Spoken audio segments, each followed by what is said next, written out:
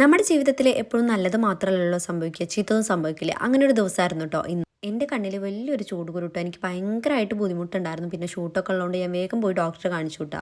അകിക്കായാലും വയ്യായിരുന്നു കേട്ടോ, ചെവിക്ക് ഭയങ്കര വേദന എന്ന് പറഞ്ഞിട്ടുണ്ടായിരുന്നു. അങ്ങനെ ഞങ്ങൾ രാവിലെ രണ്ടുപേരും കൂടി ഡോക്ടറെ അടുത്ത് പോയേ.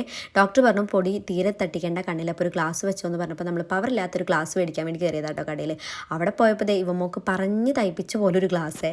അല്ലെങ്കിലും ഞങ്ങൾ എന്ത് ചെയ്യുന്നോ അത് അവൾക്കും ചെയ്യണം കേട്ടോ. അവൾ പണ്ട് മുതലേ അങ്ങനെയാണ്. അപ്പോൾ ഞാനും അഗ്യം ഗ്ലാസ് വെച്ച് നടക്കണുണ്ട്. അവൾക്കൊരാഗ്രഹം. അപ്പോൾ ഇത് കാണാനാണ് നല്ല ഭംഗിയുണ്ടായിരുന്നു കേട്ടോ. അവൾക്ക് വെച്ച മുതൽ അവൾ ഈ നേരെ വരെ ദൂരിയില്ല. അങ്ങനെ രണ്ടും കൂടി ഞങ്ങൾ പാക്ക് ചെയ്തെടുത്ത് നേരെ വീട്ടിലോട്ട് പോയിട്ട് നല്ല വെയിലുണ്ടായിരുന്നു. ഇവ മോള് ഭയങ്കര ഹാപ്പി ആയിരുന്നു. ഹാപ്പിനെസ് മതിയിട്ടാ ഞങ്ങൾക്ക്. അങ്ങനെ വീട്ടിൽ ചെന്നിട്ട് മരുന്നൊക്കെ ഒറ്റിച്ച് കഴിഞ്ഞിട്ട് ഞങ്ങൾ നേരെ പോയത് വിവാഹയിലാണ് കേട്ടോ. അവിടെ ഒരു ഷൂട്ട് ഉണ്ടായിരുന്നു. ഷൂട്ടിങ് കഴിഞ്ഞിട്ട് നേരെ ഞങ്ങൾക്ക് ഒരു നോമ്പ് തുറ ഉണ്ടായിരുന്നു, അതിനും പോയിട്ടുണ്ടായിരുന്നു. വീടിൻ്റെ അടുത്ത് തന്നെ എല്ലാവരും കൂടി വെച്ചൊരു പ്രോഗ്രാം ആയിരുന്നു കേട്ടോ.